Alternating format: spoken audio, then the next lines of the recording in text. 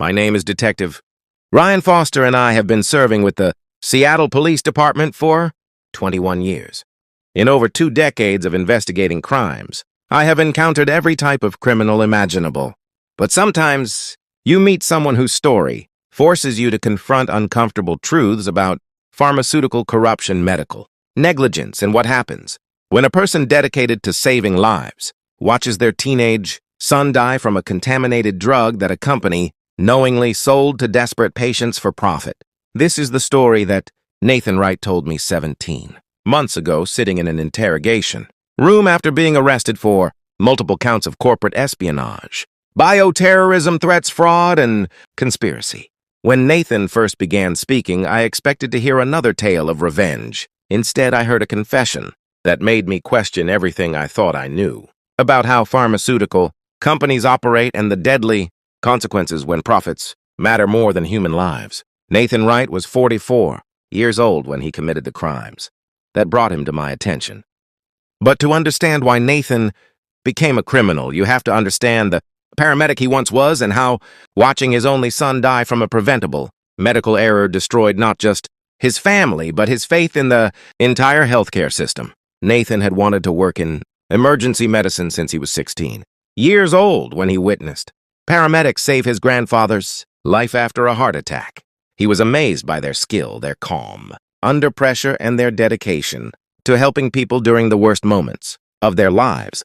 Nathan knew from that moment that he wanted to spend his career doing the same thing. Nathan became a certified paramedic at age 22 and joined Seattle Fire Department's Emergency Medical Services Division. He worked on ambulances responding to 911 calls throughout the city, treating everything from car accidents to heart attacks to drug overdoses. The work was demanding and often traumatic, but Nathan found it deeply fulfilling. Detective Foster. Nathan said, his voice filled with the passion he had once felt for his work. Being a paramedic means you get to make a real difference in people's lives at their most vulnerable moments. Every call was a chance to save someone, to comfort a frightened patient, or to give a family hope during a crisis. It was the most meaningful work I could imagine. Nathan quickly earned a reputation as one of the most skilled and compassionate paramedics in Seattle. He had excellent clinical judgment, could perform complex medical procedures under pressure, and had a gift for calming patients and families during emergencies. His supervisors consistently praised his work, and his colleagues respected his abilities. Nathan married his college girlfriend, Stephanie, when he was 25, and they had one son named Owen 3 years later. Stephanie worked as an elementary school teacher, and they raised Owen in a comfortable middle-class home in the suburbs. The family was close-knit, with Nathan and Stephanie both deeply devoted to their son. Owen was a bright, energetic child who excelled in school and loved playing soccer. He inherited his father's compassion and often talked about wanting to be a doctor someday so he could help people the way his dad did. Nathan would tell Owen stories about his emergency calls, and Owen would listen with fascination, asking detailed questions about medical procedures and patient care. For 18 years, Nathan lived what most people would consider a good life. He had a career he loved, a strong marriage, and a son he was incredibly proud of. Owen was preparing to start his senior year of high school with plans to apply to pre-med programs at universities. The future looked bright for the Wright family.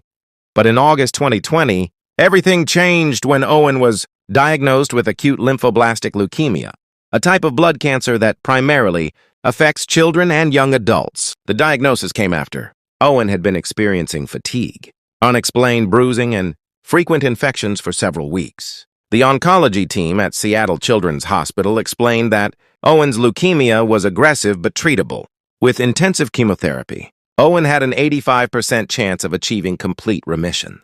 The treatment would be difficult, lasting at least 2 years, but the prognosis was generally good for young patients like Owen. Detective Foster. Nathan told me, tears forming in his eyes. We were terrified, but also hopeful. The doctors told us that acute lymphoblastic leukemia in teenagers has high cure rates. Owen was young and otherwise healthy. We believed he was going to beat this and go on to medical school, like he had always dreamed. Owen began chemotherapy treatment immediately. The first few months were brutal, with Owen experiencing severe nausea, hair loss, fatigue, and frequent hospitalizations for infections due to his weakened immune system.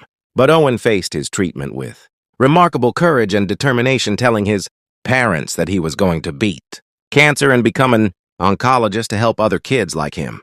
Nathan took a leave of absence from his paramedic job to help care for Owen during his treatment. He managed Owen's complex medication schedule, drove him to countless medical appointments, and stayed with him during hospital admissions. Stephanie continued, teaching to maintain their health insurance, which was covering most of Owen's expensive treatment. After 6 months of chemotherapy, Owen's cancer went into remission. The scans showed no evidence of leukemia, and his blood counts were returning to normal. The oncology team was pleased with his response and explained that Owen would continue maintenance chemotherapy for another 1.5 years to prevent relapse. The Wright family felt immense relief. Owen had beaten the hardest part of his treatment, and now just needed to complete the maintenance phase. He returned to school part-time and even played some recreational soccer. Nathan went back to work as a paramedic, feeling grateful that his son was going to be okay. But in April 2021, during a routine follow-up appointment, Owen's blood work showed something alarming. His liver enzymes were extremely elevated, suggesting serious liver damage. Additional tests revealed that Owen was experiencing acute liver failure, a life-threatening condition that required immediate intervention. The doctors were confused because liver failure was not a typical complication of the type of chemotherapy Owen had been receiving. They admitted Owen to the intensive care unit and began trying to determine what was causing his liver to fail. Owen's condition deteriorated rapidly over the next 48 hours. Nathan and Stephanie stayed at Owen's bedside as doctors ran test after test trying to understand what was happening. Owen was confused and jaundiced, his skin and eyes turning yellow from the liver failure.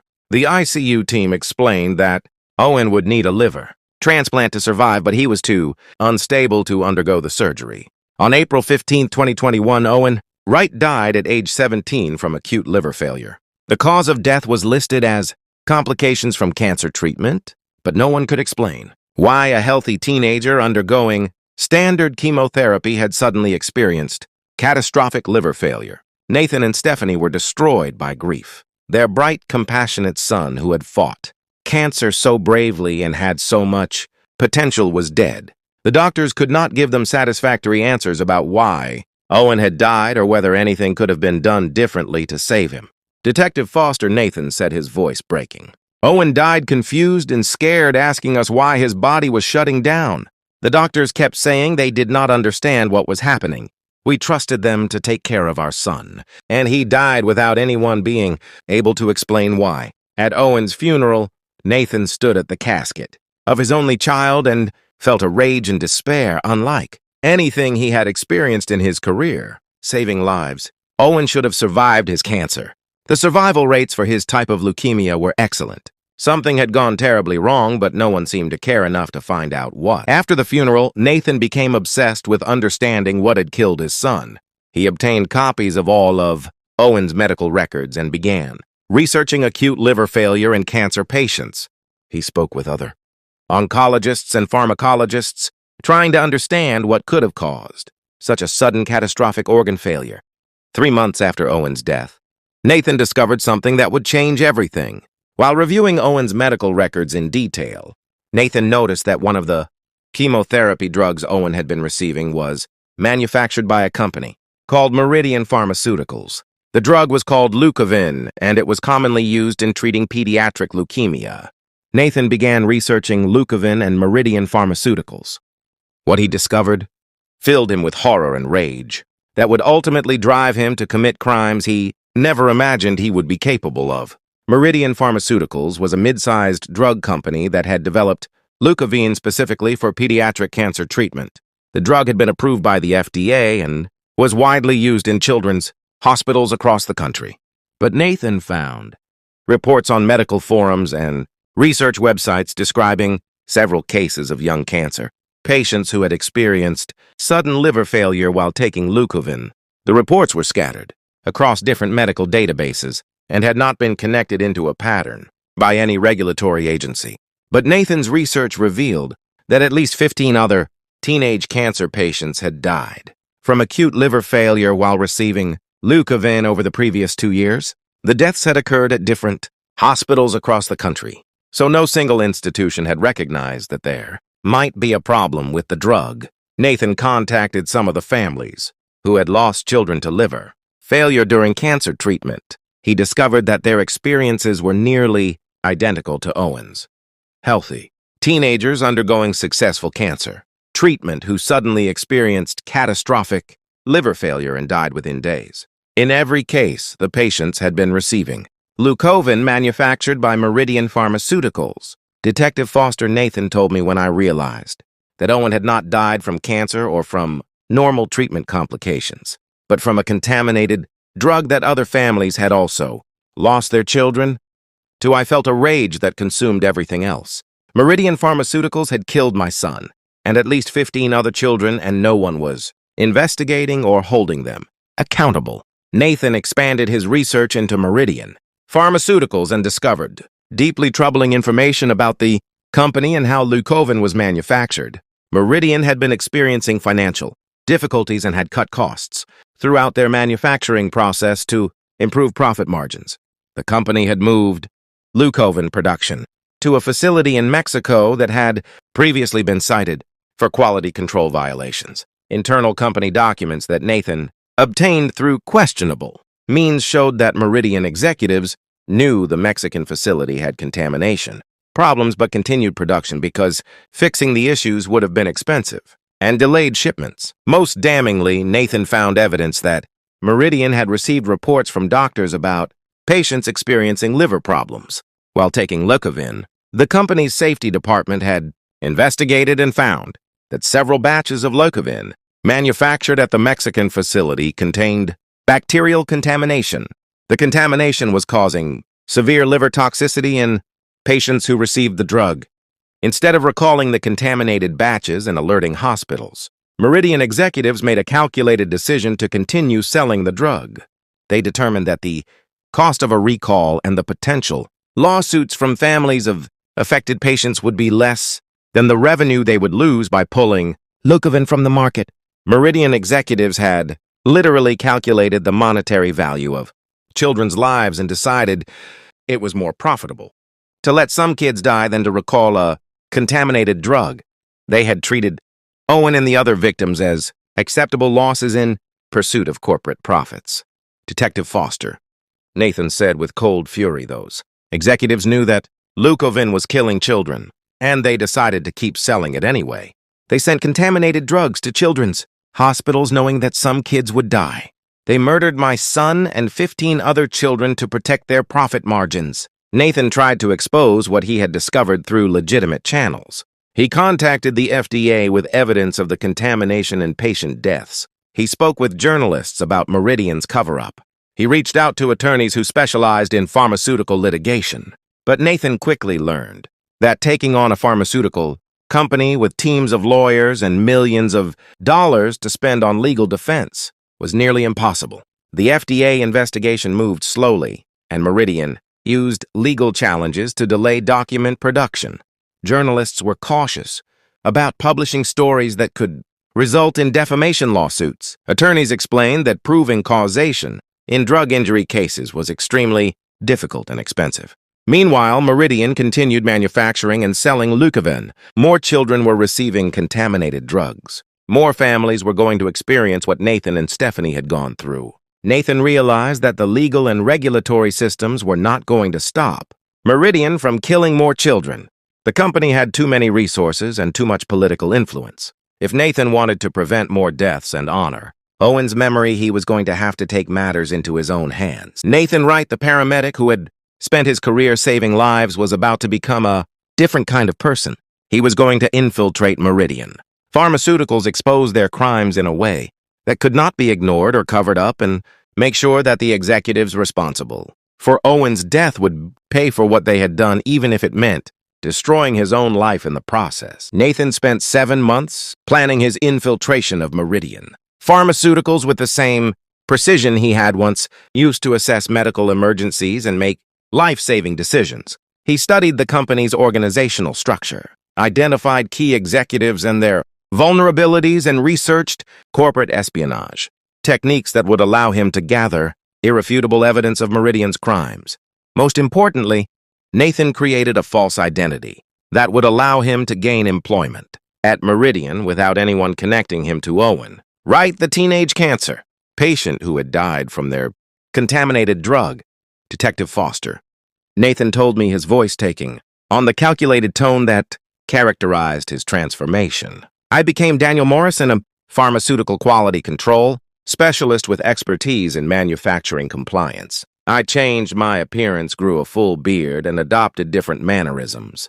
Even people who had known me as Nathan Wright would not have recognized me as Daniel Morrison. Nathan's false identity was meticulously constructed with fabricated credentials, employment history, and references from companies he had researched thoroughly. He created a professional background showing Daniel Morrison as an experienced quality assurance manager who had worked at several pharmaceutical manufacturing facilities. The position Nathan targeted was a senior quality control manager role at Meridian's main manufacturing plant in New Jersey. The job involved overseeing quality assurance processes, inspecting manufacturing procedures, and ensuring compliance with FDA regulations. It was perfect for Nathan's purposes because it would give him access to production records, contamination reports, and internal communications about quality issues. Nathan applied for the position using his Daniel Morrison identity, and his fabricated credentials were strong enough to get him. Through initial screening, he was invited for multiple interviews where he impressed Meridian executives with his knowledge of pharmaceutical manufacturing regulations and his apparent commitment to quality control. The CEO of Meridian Pharmaceuticals was a man named Gerald Preston, who had built the company over 20 years and was known in the industry as someone who prioritized profits over all other considerations. Gerald personally interviewed Nathan during the final round and was convinced that Daniel Morrison would help Meridian maintain the appearance of quality while keeping costs low. Nathan accepted the position and began working at Meridian's New Jersey facility. For the first 5 months, he focused entirely on being an exemplary employee. He worked long hours, produced detailed quality reports, and built relationships with colleagues and supervisors. He needed to establish himself as a trusted member of the team before he could begin gathering evidence of Meridian's criminal negligence. Nathan told me that working at Meridian and seeing the contaminated Leucovin being manufactured and shipped to children's hospitals required extraordinary self-control. He had to maintain his false identity while watching the very drug that had killed his son being produced under conditions he knew were dangerous. Detective Foster. Nathan said every day, I watched Leucovin being packaged and shipped to hospitals where it would be given to children with cancer. I knew that some of those children would die from liver failure just like Owen did. I had to stay calm and document everything while knowing that every day I waited meant more families might lose their children. As Nathan gained trust and access, he began investigating the contamination issue that had killed Owen and the other children. He reviewed production records from the Mexican facility where Leucovin was manufactured and discovered that the contamination problems were even worse than he had initially suspected. The Mexican facility had serious sanitation issues with bacterial growth in production equipment, inadequate cleaning procedures, and poor environmental controls. Multiple batches of Leucovin had tested positive for bacterial contamination, but Meridian executives had approved their release anyway, claiming the contamination levels were within acceptable limits. Internal emails that Nathan accessed showed executives discussing how to hide the contamination problem from FDA inspectors. They had instructed facility managers to falsify testing records and had trained employees to mislead inspectors during facility visits. The cover-up extended from the manufacturing floor all the way to the executive suite. Nathan also discovered that the death toll was higher than he had initially realized. Meridian's own safety department had received reports of at least 24 pediatric patients who had experienced severe liver toxicity while taking Leucovin. At least 18 of those patients had died. Meridian had investigated these deaths and determined that contaminated drug batches were responsible but had never reported the deaths to the FDA or recalled the affected product. Gerald Preston and other executives had held meetings where they explicitly discussed the trade-off between the cost of recalling Leucovin and the cost of potential lawsuits from families of children who died. They had calculated that even if every affected family sued Meridian, the total legal costs would be less than the revenue they would lose by halting Leucovin production. Detective Foster Nathan told me with barely controlled rage. Meridian executives had created spreadsheets, calculating the monetary value of children's lives. They determined that it was more profitable to let kids die than to fix their manufacturing problems. Owen and 17 other children were murdered by corporate executives who valued quarterly earnings more than human life. Nathan spent 13 months gathering comprehensive evidence. He copied thousands of internal documents, including emails, production records, contamination test results, and financial analyses. He recorded meetings where executives discussed covering up safety problems. He photographed conditions at the manufacturing facility that violated FDA regulations. But Nathan was not content with just exposing Meridian's past crimes. He wanted to prevent future deaths and make sure that Gerald Preston and the other responsible executives faced consequences severe enough to deter other pharmaceutical companies from similar behavior. Nathan devised a plan that went beyond simple whistleblowing. He was going to create a situation where Meridian's contaminated drugs would be exposed in such a dramatic and public way that the company could not possibly cover it up or use legal maneuvering to escape accountability. Nathan identified specific batches of Leucovin that he knew were contaminated based on the internal testing records. He then used his position in quality control to track where those batches were being shipped. He created an anonymous website that listed every hospital that had received contaminated Leucovin, along with batch numbers and evidence of the contamination. Nathan sent the website information to every major news outlet, to the FDA, to congressional oversight committees, and to advocacy groups focused on patient safety. He included comprehensive documentation showing that Meridian knew about the contamination, had received reports of patient deaths, and had deliberately concealed this information from regulators and the public. The response was immediate and overwhelming. News organizations published devastating investigative reports about Meridian's knowing distribution of contaminated cancer drugs.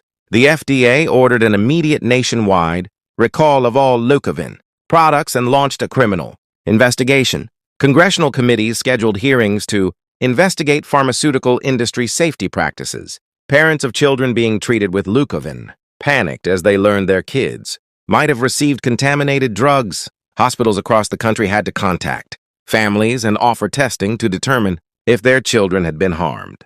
The story became a national scandal about pharmaceutical greed and regulatory failure. But Nathan's plan included one more element that would ensure Gerald Preston understood exactly who had destroyed his company and why. Nathan arranged a final meeting, with Gerald using his position as a quality control manager to schedule a private discussion about the crisis. When Nathan entered Gerald's office, he brought a folder containing photographs of Owen and the 17 other children who had died from contaminated Leucovin. He placed the photographs on Gerald's desk and began speaking, in his normal voice, dropping the persona of Daniel Morrison.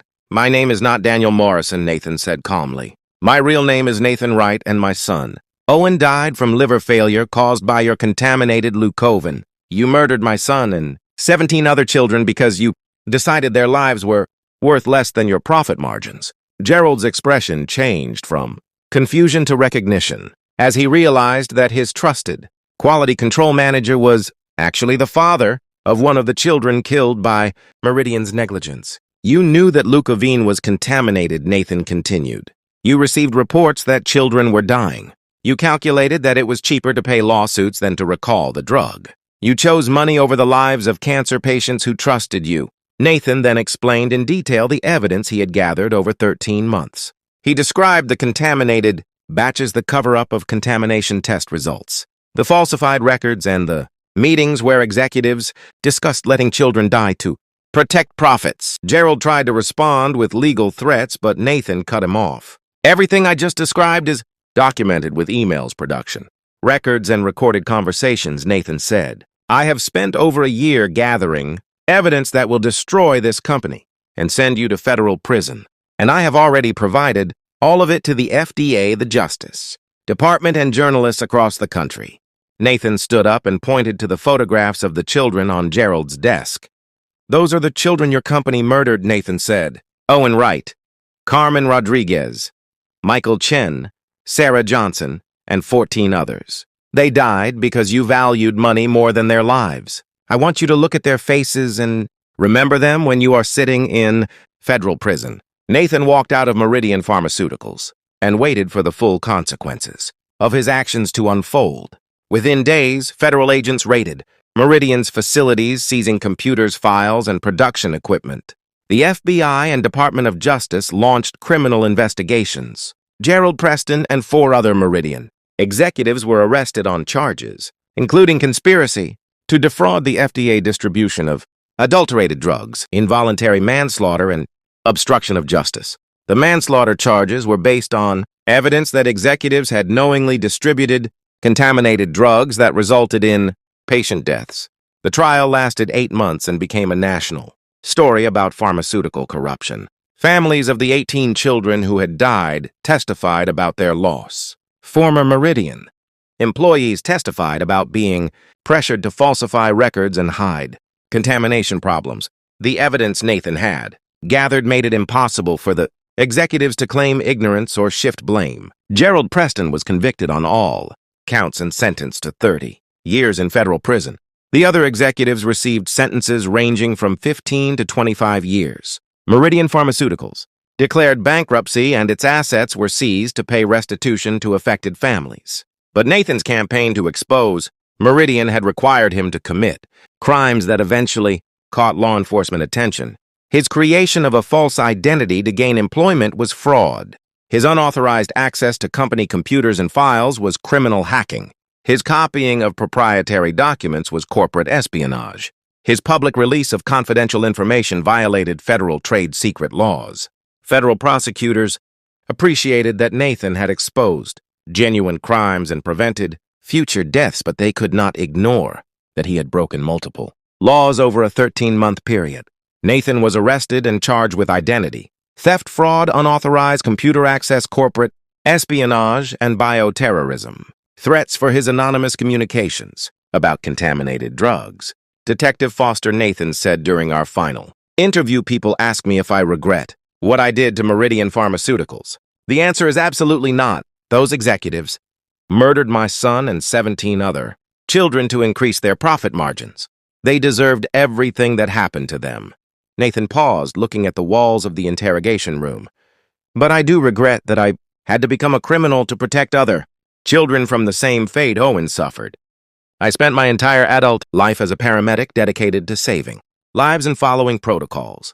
I never imagined I would create false identities and hack into computer systems. But when I realized that the regulatory system had completely failed to protect children from a deadly, contaminated drug, I knew that someone had to act, even if it meant breaking the law. Nathan looked at me with eyes that still held both the compassionate paramedic he had been and the vengeful father he had become. The worst part, Detective Foster, is that even after sending those executives to prison and forcing Meridian into bankruptcy, Owen is still dead. Nothing I did brought my son back or gave him the chance to become the doctor he dreamed of being. All I did was prove that pharmaceutical companies can literally get away with murder if no one is willing to break the rules to stop them. As our interview concluded, I found myself grappling with questions that have no easy answers. Nathan Wright had committed serious crimes, including fraud, identity theft, and corporate espionage over a 13-month period. By any legal standard, he was a criminal who deserved to be punished. But the corruption Nathan had exposed was real and had resulted in the deaths of 18 children, including his own son. Meridian Pharmaceuticals had knowingly distributed contaminated drugs and had covered up the deaths to protect profits. Without Nathan's illegal investigation, these crimes might never have been fully exposed and more children might have died. Nathan's trial became another chapter in the national conversation about pharmaceutical accountability and corporate crime. Patient safety advocates and medical professionals rallied to his defense, arguing that he was a hero who had sacrificed everything to protect children from a deadly drug. The prosecution argued that Nathan's crimes were serious and systematic, spanning over a year and involving multiple felonies. They pointed out that his methods, including bioterrorism, threats, had caused panic among families and had undermined public confidence in drug safety systems. The jury convicted Nathan on multiple counts but recommended leniency in sentencing. The judge sentenced him to 6 years in federal prison with possibility of parole after 4 years. It was a moderate sentence given the extent of his crimes, but the judge acknowledged that Nathan's motivations had been to prevent deaths rather than personal gain. Nathan Wright sits in federal prison today, serving his sentence for crimes he committed in pursuit of justice for his dead son and 17 other children. He spends his days working in the prison medical unit, providing basic health care to inmates and teaching first aid courses. Even in prison, Nathan cannot stop being a caregiver. Gerald Preston also sits in federal prison serving 30 years for his role in the Leucovin contamination scandal. He has lost his wealth, his company, and his freedom. His name has become synonymous with pharmaceutical greed and the callous disregard for patient safety. Owen Wright is buried in a cemetery outside Seattle with a gravestone that reads, "Beloved son, aspiring healer, forever 17. Every year on Owen's birthday, former paramedics from Nathan's station visit the grave and leave flowers honoring the young man who wanted to dedicate his life to helping others. The Leucovin case led to significant reforms in pharmaceutical manufacturing oversight. Congress passed legislation increasing criminal penalties for executives who knowingly distribute dangerous drugs. The FDA implemented new requirements for reporting adverse events and investigating patient deaths during clinical use of medications.